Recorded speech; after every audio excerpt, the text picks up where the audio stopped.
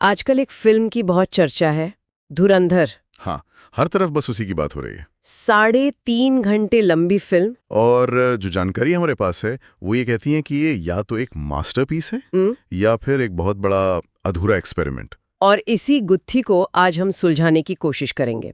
मतलब ये समझने की कोशिश कि इस फिल्म की इतनी तारीफ और इतनी आलोचना एक साथ क्यों हो रही है। तो चलिए शुरू करते हैं इसकी सबसे अनोखी बात से। कहानी एक भारतीय जासूस की है, हमजा की। हाँ, लेकिन कमाल की बात यह है कि पूरी कहानी पाकिस्तान के नजरिए से दिखाई गई है। अच्छा। जी हाँ, वहाँ का क्राइम सिंडिकेट, माफिया, उनकी साजिशें, मतलब इतने विस्तार से दिखाया गया है कि ऐसा पहले कभी नहीं हुआ। ये तो बहुत बड़ा रिस्क है। और इतनी लंबी कहानी को मतलब 3.5 घंटे दर्शक बोर नहीं होते? नहीं, और यहीं पर मेकर्स ने एक बहुत चालाक तरीका अपनाया है। क्या? उन्होंने फिल्म को छोटे छोटे चैप्टर्स में बांट दिया है। ओहो, जैसे कोई किताब हो। बिल्कुल। हर 15-20 मिनट में स्क्रीन पर एक नए चैप्टर का नाम आता है, तो वो लंबाई महसूस ही नहीं होती। मतलब ये सिर्फ एक ट्रिक है दर्शकों को बांधे रखने की। नहीं, सिर्फ ट्रिक नहीं, इससे कहीं ज्यादा है। इस स्ट्रक्चर की वजह से ना डायरेक्टर को अलग अलग जॉनर के साथ खेलने का मौका मिल जाता है। जैसे कि एक चैप्टर आपको हार्डकोर एक्शन लगेगा तो अगला ही एक स्लो बर्न पॉलिटिकल थ्रिलर बन जाता है। फिल्म में ताजगी बनी रहती है। और सुनने में आया है कि इसका एक्शन वो भी कुछ अलग ही लेवल का है। अलग ही लेवल का।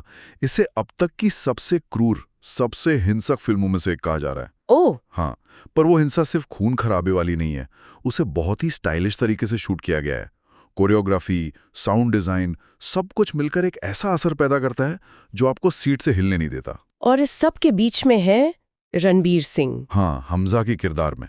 और कहा जा रहा है कि ये उनके करियर की बेस्ट परफॉर्मेंस है। लेकिन मैंने सुना है कि असली सरप्राइज कोई और है। आप अक्षय खन्ना की बात कर रहे हैं? हाँ। बिल्कुल। रहमान डकायत के रोल में उनके डायलॉग्स ना के बराबर हैं। सच में? हाँ, लेकिन उनकी आंखें, उनकी बॉडी लैंग्वेज, वो बिना कुछ कहे ही इतना खौफ पैदा कर देते हैं। ये कमाल की एक्टिंग है। तो मतलब एक तरफ इतनी सारी अच्छी बातें हैं, जबरदस्त एक्शन, स्टाइलिश एक्शन, कहानी कहने का नया तरीका, जी। पर फिर एक चीज है जो शायद इन सब पर पानी फेर देती है। कह सकते हैं। वो है फिल्म का अधूरापन। अधूरापन? मैं समझी नहीं। देखिए, फिल्म अधूरी लगती है। कहानी को एक ऐसे मोड़ पर लाकर छोड़ दिया गया है जहां से अगले साल पार्ट 2 शुरू होगा। अच्छा, तो ये जानबूझकर किया गया है? हाँ, जानबूझकर।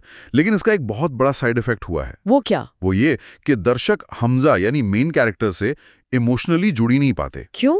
क्योंकि उसकी कोई बैक स्टोरी नहीं है, उसका मोटिवेशन साफ नहीं है। वो ये सब क्यों कर रहा है, उसके अंदर क्या चल रहा है, ये सारे जवाब पार्ट 2 के लिए बचा कर रखे गए हैं। तो वो एक दमदार किरदार होते हुए भी पराया लगता है। बिल्कुल सही। और फिल्म में जो एक छोटा सा रोमांटिक एंगल है वो भी बहुत कमजोर बताया जा रहा ये है। तो बड़ी अजीब बात हो गई। टेक्निकली फिल्म शानदार है, एक्टिंग टॉप क्लास है, लेकिन कहानी का जो दिल होता है, उसका इमोशनल कोर, वही गायब है। और यही आज का सबसे बड़ा सवाल है ना? क्या फिल्में अब सिर्फ एक इवेंट या एक्सपीरियंस बनकर रह गई हैं, जहां कहानी और किरदार बस अगले पार्ट का ट्रेलर बनकर रह जाते हैं? अंत में जो जानकारी हमारे पास है वो यही सोचने पर मजबूर करती है कि क्या एक फिल्म को सिर्फ उसके स्टाइल और एक्टिंग के लिए सराहा जाना चाहिए, भले ही वो अंदर से खोखली महसूस हो।